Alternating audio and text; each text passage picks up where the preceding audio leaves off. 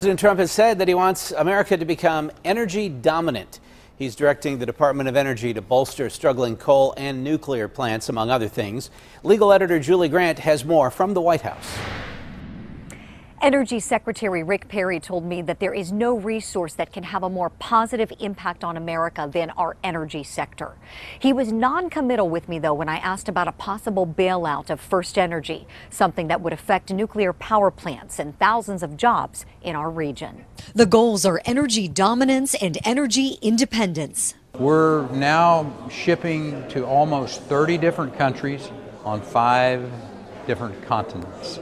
American liquefied natural gas. President Trump is implementing an all-of-the-above energy strategy. We've relit the pilot light of the American energy. Nuclear, renewables, hydro, you name it. He wants to make sure that government's not in the way, that government's not over-regulating. With less regulations and increased production, Secretary Perry and Interior Secretary Ryan Zinke believe America has the ability to become energy independent. Well, today we're producing 10.7 million barrels a day. First time in 60 years we're exporting liquid natural gas. The secretaries recognize the Marcellus Shale as one of our country's most valuable regions for natural gas production. The potential for economic growth in that region is extraordinary. While natural gas is the leading source of electricity, the future of coal is uncertain. Some are skeptical about plants ever reopening. They didn't get shut down overnight. It was a long process.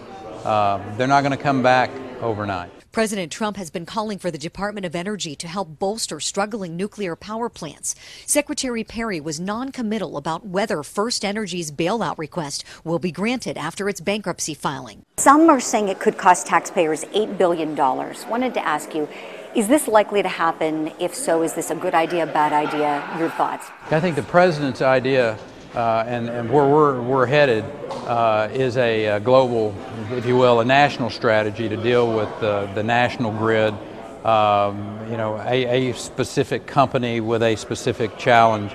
This is not going to be addressing that. Pennsylvania already has an impact fee in place for natural gas producers. Governor Wolf has long promised to impose a severance tax.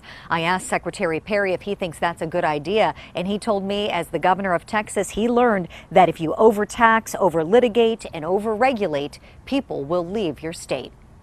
Reporting at the White House, I'm Julie Grant, KDKA-TV News.